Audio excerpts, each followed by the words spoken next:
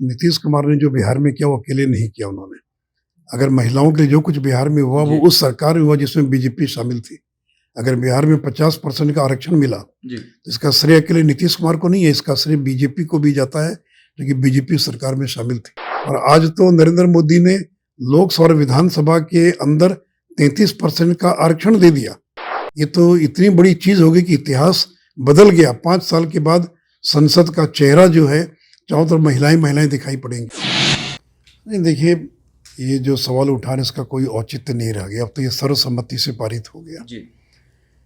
देखिए, संविधान के अंदर केवल अनुसूचित जाति और जो जनजाति है उन्हीं के लिए लोकसभा और विधानसभा में आरक्षण का प्रावधान है, क्योंकि समाज के अंदर जो जातीय भेदभाव था उसका सबसे ज़्यादा प्रभाव पड़ा था SC ST पर। और गांधी के समय से जो आरक्षण मिला हुआ है वो अनुसूचित जाति जनजाति को मिला हुआ है। हाँ, सरकारी नौकरी के अंदर, शैक्षणिक संस्थानों के अंदर OBC को आरक्षण मिलना चाहिए और मिला हुआ है, लेकिन लोकसभा और विधानसभा में आज तक कभी भी नहीं मिला और न मिल सकता है। क्योंकि आज भी देखिए ना, बिहार में अगर 40 MP हैं तो इसमें 20 MP हैं जो OBC समाज से आते हैं। तो लेकिन अगर आज SC ST का आरक्षण लोकसभा से ख़त्म कर दिया जाए तो क्या एक भी SC ST का व्यक्ति चुनाव जीत कर आ सकता है? नहीं आ सकता है जीत कर।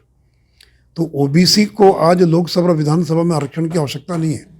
और हम लोगों ने जो 1/3 किया है वो कोई नया आरक्षण नहीं है, केवल एक ही SC ST का जो आरक्षण मिला हुआ पहले से उसमें 1/3 आरक्षण जो महिलाओं को मिलेगा।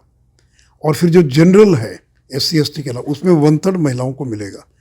तो इसलिए आप कोई नए सिरे से कोई नया आरक्षण नहीं कर सकते किसी नए वर्ग के लिए, या मुसलमानों के लिए आरक्षण, OBC के लिए आरक्षण, आप किसी नए वर्ग के लिए आरक्षण नहीं कर सकते। तो इसलिए जो लोग ये मामला उठाते हैं OBC आरक्षण की बात, वास्तव में उनकी मंशा तो ये थी कि ये आरक्षण लागू ही नहीं हो, क्योंकि उनको डर था कि अगर ये आरक्षण लागू हो गया तो उनकी सीटों का क्या होगा।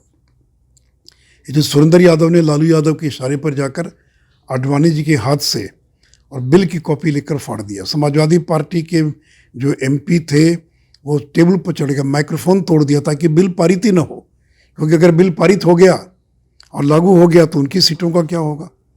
तो इसलिए OBC आरक्षण तो बहाना था, मुख्य था निशाना कि इस महिला आरक्षण को रोका जाए। और मुझे खुशी है कि सर्वसम्मति से और ये बिल पारित हुआ है। तो इसलिए ये एक तो बोलने के लिए OBC आरक्षण, मुस्लिम आरक्षण, राज्यसभा में क्यों नहीं आरक्षण है, विधान परिषद में आरक्षण क्यों नहीं है। लेकिन मुझे खुशी है कि अंततः सारे लोग सहमत हुए और ये सर्वसम्मति से ये प्रस्ताव पारित हुआ। ललन सिंह ने यहाँ तक कहा कि 2024 में इंडिया गठबंधन की डर है, इसीलिए बीजेपी इन सब चीज़ों के ऊपर काम कर रही है, ये सब मुद्दे को लेकर के आ रही है। देखिए, ललन जी क्या बोलते हैं, ललन जी के बोलने का कोई मतलब नहीं है। यह काम आप लोग क्यों नहीं कर पाए। आज इस आप कांग्रेस के साथ खड़े हैं तो 2010 में कांग्रेस ने राज्यसभा से तो पारित करा लिया था महिला आरक्षण विधेयक, लोकसभा से क्यों नहीं पारित करा पाए, क्यों उसको लैप्स हो जाने दिया। तो और उसमें बिल में क्या OBC का प्रावधान था। तो जो आज कांग्रेस के साथ लोग खड़े हैं, मैं उनसे जानना चाहता हूं कि जब आपको मौका मिला 10 साल तो आपने तो आरक्षण लागू नहीं करवाया, महिला आरक्षण बिल पारित नहीं कराई। तो नरेंद्र मोदी ने हिम्मत दिखाई और उन्हीं की हिम्मत का परिणाम है कि आज सर्वसम्मति से दोनों सदनों से ये बिल पारित हो सका है। उनका कहना है कि बीजेपी को नीतीश कुमार से सीखना चाहिए कि महिलाओं का उत्थान कैसे होता है। देखिए, नीतीश कुमार ने जो बिहार में किया वो अकेले नहीं किया उन्होंने। अगर महिलाओं के लिए जो कुछ बिहार में हुआ वो उस सरकार में हुआ जिसमें बीजेपी शामिल थी। अगर बिहार में 50% का आरक्षण मिला तो इसका श्रेय अकेले नीतीश कुमार को नहीं है, इसका श्रेय बीजेपी को भी जाता है जो कि बीजेपी सरकार में शामिल थी। और आज तो नरेंद्र मोदी ने लोकसभा और विधानसभा के अंदर 33% का आरक्षण दे दिया।